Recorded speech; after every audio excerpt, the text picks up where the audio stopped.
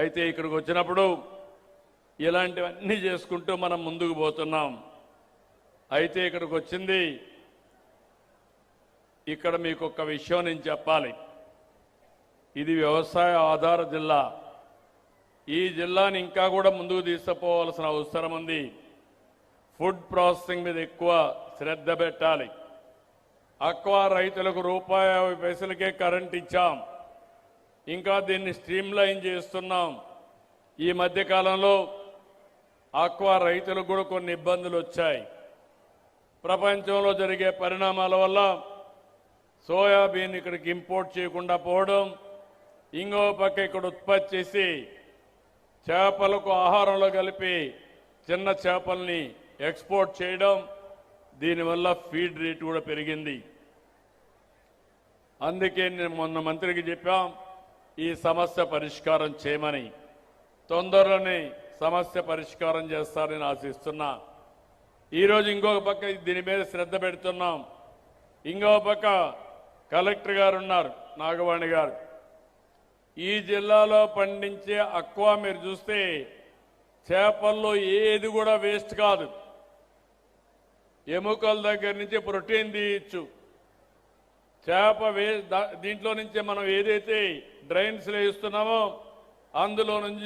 అందులో నుంచి nutraceutical values ఉన్నాయి, ఫార్మాసిటికల్ వాల్యూలు ఉన్నాయి.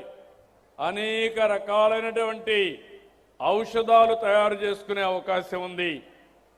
ఇలాంటివన్నీ కూడా ఎగ్జామిన్ చేస్తున్నాం. రాబోయే రోజుల్లో ఈ జిల్లా పొల్యూషన్ కంట్రోల్ కావాలి. నాకు ఒక ఆవేదన ఉండేది, ఇక్కడ నీళ్లు ఎక్కడ చూసినా ఉంటాయి, తాగడానికి మాత్రం నీళ్లు లేవు. అందుకే ధవళేశ్వరం నుంచి నీళ్లు తీసుకొచ్చి స్వచ్ఛమైన నీరు మీకు ఇచ్చే బాధ్యత ఈ ప్రభుత్వానిది. రోడ్లు కూడా ఒక సమస్య. మీ అన్ని కూడా నల్లరేగడి నేలలు, వర్షం ఎక్కువ, రోడ్డు వేస్తే గుంతలు పడతానే ఉంటాయి. అందుకే ఒక వినూత్నంగా ఆలోచిస్తున్నాం. వీలైతే ప్రధానమైన R&B రోడ్లన్నీ వైట్ ట్యాప్ అంటే సిమెంట్ రోడ్లు వేస్తే చాలా రోజులు మన్నక ఉంటాయి. దానికి కూడా ఒక ప్రణాళిక తయారు చేస్తున్నా. వెస్ట్ గోదావరి జిల్లా మొత్తం, మాగాణి ప్రాంతం మొత్తం సిమెంట్ రోడ్లు వేయగలిగితే నా జీవితంలో ఎంతో ఆనందం ఉంటుంది. దానికి కూడా ఒక హోంవర్క్ చేసి తొందరలోనే ముందుకు వస్తాం.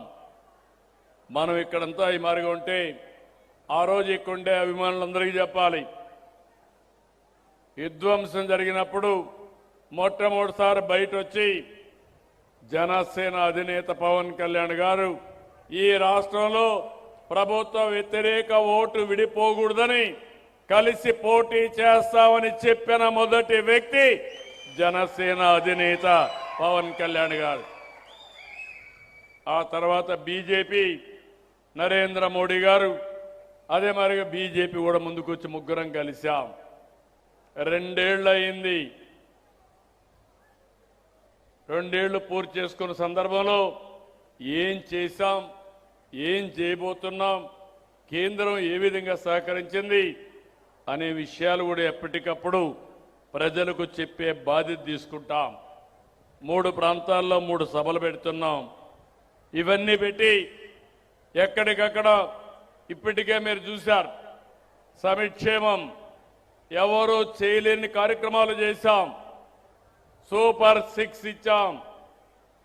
సూపర్ 6లో చెప్పినట్టు కాకుండా అదనంగా ఇచ్చాం. ఇంకొక పక్క మీరు చూస్తే పెద్ద ఎత్తున మత్స్యకారులకు కానీ, ఆటో డ్రైవర్లకు కానీ, గీత కార్మికులందరికీ సహాయం చేశాం.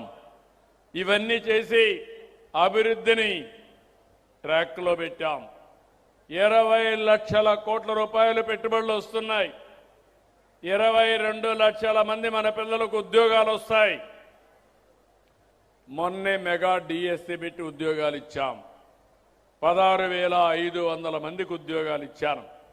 ఈ విషయంలో మీరు గుర్తుపెట్టుకోవాలి, మనం 16,500 మందికి ఉద్యోగాలు ఇస్తే నేను పెట్టిన మొదటి సంతకం ఎన్ని ఇబ్బందులు క్రియేట్ చేయాలని ప్రయత్నం చేసినా కోర్టుకు పోయినా అన్ని వెకేట్ చేపించి సంవత్సరం లోపల ఉద్యోగాలు ఇచ్చిన ఘనత ఈ ఎన్డీఏ ప్రభుత్వాన్ని. నిన్న మొన్న చూశారు, పరీక్షలంటే తెలియని వాళ్ళు, ఎట్లా పెడతారో తెలియని వాళ్ళు, రిజర్వేషన్ తెలియని వాళ్ళు కావాలని బురజల్లే కార్యక్రమాన్ని తీసుకున్నారు. నేను ఒకటే చెప్తున్నా, నేను ముఖ్యమంత్రిగా ఉన్నంత వరకు ఎవడైనా తోక తిప్పి ఎక్కడైనా తప్పు చేసి నడి బజార్లో నిలబెడతాను తప్ప ఎవరిని వదిలిపెట్టనని మరొకసారి మీ అందరికీ హామీ ఇస్తున్నా. యువత గుర్తుపెట్టుకోవాలి, మీరు కష్టపడ్డారు, లక్షల మంది పరీక్షలు రాశారు, అంత మునుపు చెప్పారు జాబ్ క్యాలెండర్ ఇస్తామని. జాబ్ క్యాలెండర్ ఇవ్వలేదు కదా, నిరుద్యోగులకు దగా చేశారు. నేను వచ్చిన తర్వాత ఉద్యోగాలు ఇస్తామని ఉద్యోగాలు ఇచ్చాం. మళ్ళీ ఈ సంవత్సరం కూడా జాబ్ క్యాలెండర్ ఇచ్చాం. ఇది చూసిన తర్వాత భయపడిపోయి ఏం చేయాలన్న దిక్కుదోచకుండా అతని చరిత్ర, గొడ్డలి పార్టీ చరిత్ర మీరు చూస్తుంటారు. అన్ని తప్పుడు ప్రచారాలు, నేరాలు, ఘోరాలు చేసి ఎదుట వాళ్లపైన వేసే పరిస్థితి. నేను ఎన్నోసార్లు చెప్పాను, మా అధికారులు చెప్పారు, మీరేసిన దానికి ప్రతి ఒక్కదానికి సమాధానం ఇచ్చారు.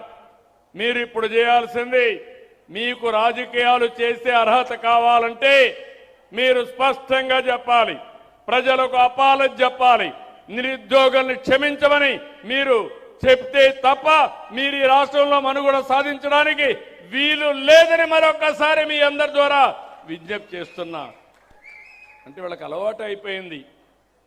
ఆ రోజు మీరు చూశారు, నేనే ముఖ్యమంత్రి, బాబాయిని చంపేసి గుండెపోటుగా చిత్రీకరించి మరుసటి రోజు నా చేతిలో కత్తి పెట్టి నారాసుర రక్త చరిత్ర అని చెప్పిన వ్యక్తులు మామూలుగా ఇన్రు. మీరు చీకొట్టారు. వెస్ట్ గోదావరి జిల్లాలో జీవితంలో ఒక్క సీటు కూడా గెలవరు వీళ్ళు. అలాంటి తీర్పునిచ్చారు. ఇప్పుడు ఇలాంటి పనికి పాలిన పనులు చేసి ముందుకు పోయే పరిస్థితి.